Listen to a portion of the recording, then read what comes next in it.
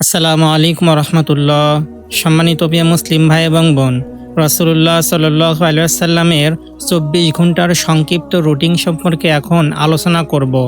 রাসূলুল্লাহ সাল্লাল্লাহু আলাইহি ওয়াসাল্লামের আদর্শের মাঝেই মানব জীবনের সফলতা নিহিত রয়েছে ইহকালীন ও পরকালীন মুক্তির পথে।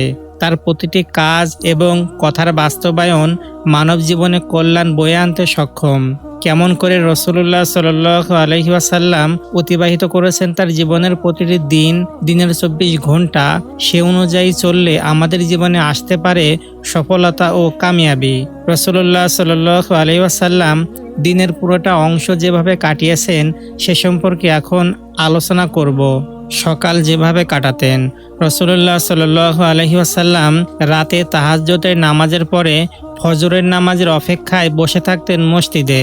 ফজর শেষে প্রার্থনার মধ্য দিয়ে সূর্য ওঠা পর্যন্ত মসজিদে অপেক্ষা করে চারটের নামাজ আদায় করতেন। রাসূলুল্লাহ সাল্লাল্লাহু আলাইহি ওয়াসাল্লাম ফজরের পরপরই ঘুমাতেন না, কারণ সেই সময়টাকে আল্লাহ তাআলা বান্দাদের রিজিক বন্টন করেন। ফজরের পরপর মসজিদে অবস্থানকালীন সাহাবাদের বিভিন্ন সমস্যা শুনতেন, তাদের বিভিন্ন পরামর্শ দিতেন। সূর্যোদয়ের পর যা করতেন। সূর্যোদয়ের পর তিনি তার বাড়িতে ফিরে আসতেন, দোয়া পড়তেন, ঘরে খাবার থাকলে তা খেতেন, অন্যথায় মসজিদে নববীতে ফিরে 2 রাকাত নামাজ আদায় করতেন। এরপর মদিনার সাধারণ মানুষ আসতেন রাসূলুল্লাহ সাল্লাল্লাহু আলাইহি ওয়াসাল্লামের সঙ্গে দেখা করতে। মদিনার মানুষ রাসূলুল্লাহ সাল্লাল্লাহু আলাইহি ওয়াসাল্লামের কাছে ভিড় জমাতো। এ সময় তিনি তাদের সাথে অনেক সময় কাটাতেন। দুপুরে যা করতেন। দুপুরে তিনি মসজিদে গিয়ে জহর পড়েন। শুক্রবার হলে গুরুত্বপূর্ণ বিষয়ে খুতবা প্রদান করতেন। সাহাবীদের বিভিন্ন প্রশ্নের জবাব দিতেন। বিকেলবেলা তিনি যা করতেন। রাসূলুল্লাহ সাল্লাল্লাহু আলাইহি ওয়াসাল্লাম সাধারণত দুপুরের খাবার খেয়ে একটু বিশ্রাম নিয়ে মসজিদে যেতেন। আসরের পর তিনি বিবিদের কাছে গিয়ে প্রত্যেকের চাহিদা সম্পর্কে জিজ্ঞাসা করতেন। তাদের দিনটি কেমন কেটেছে তা জিজ্ঞেস করতেন। তাদের সঙ্গে সময় কাটাতেন। সন্ধ্যার সময় নবীজি যা করতেন। রাসূলুল্লাহ সাল্লাল্লাহু আলাইহি ওয়াসাল্লাম মাগরিব নামাজের আগে দোয়া কবুল হওয়ার সময় দোয়া করতে মসজিদে উপস্থিত হতেন। আল্লাহর কাছে কান্নাকাটি করতেন।